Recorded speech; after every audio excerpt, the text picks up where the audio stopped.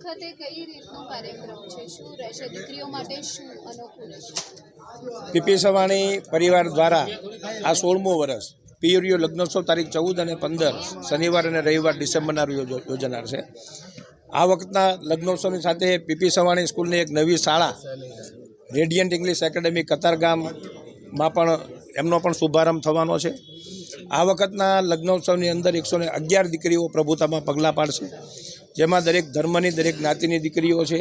2 મુસ્લિમ દીકરીઓ સહિત 111 હિન્દુ દીકરીઓ, ગુજરાત રાજ્યની તો ખરી જ, પણ સાથે સાથે પશ્ચિમ બંગાળ, કલકત્તાની દીકરી, યુપીની દીકરી, મહારાષ્ટ્રની દીકરી, રાજસ્થાનની દીકરીઓ પણ આ લગ્નમાં જોડાના છે.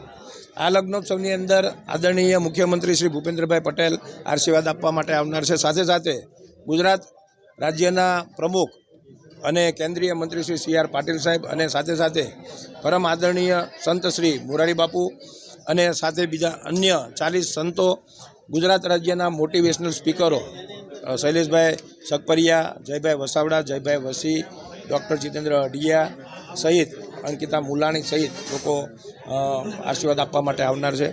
આવતીકાલનો પ્રસંગ મહેંદી રસમ, એમાં સુરતના કમિશનર શ્રી શાલિનીબેન, સુરતના ડીડીઓ શ્રી ગોયલ મેડમ અને આઈપીએસ ઓફિસરો હેતલ મેડમ, અનિતા મેડમ, ભક્તિબેન સહિત અન્ય ઘણા બધા મહાનુભાવો મહેંદી રસમમાં પણ હાજરી આપનાર છે. ખાસ કરીને જે મુખ્યમંત્રી અને પ્રદેશ અધ્યક્ષ પદાર્થ અન્ય મહાનુભાવો તેમના દ્વારા પણ કન્યાદાન કરવામાં આવશે કે નહીં?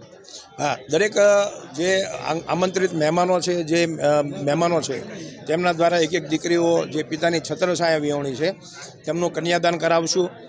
અને સાથે સાથે આ વખતે આદરણીય વડાપ્રધાન નરેન્દ્રભાઈ મોદીનું જે સૂચન વૃક્ષારોપણ માટેનું છે, એક વૃક્ષ માં કે નામ, તો આવનાર દરેક વ્યક્તિઓ, જાનૈયાઓ, માંડવિયાઓ અને આમંત્રિત મહેમાનો સહિત દરેક લોકોને એક તુલસીનો છોડ આપવામાં આવશે, જે એક રેકોર્ડ થનાર છે.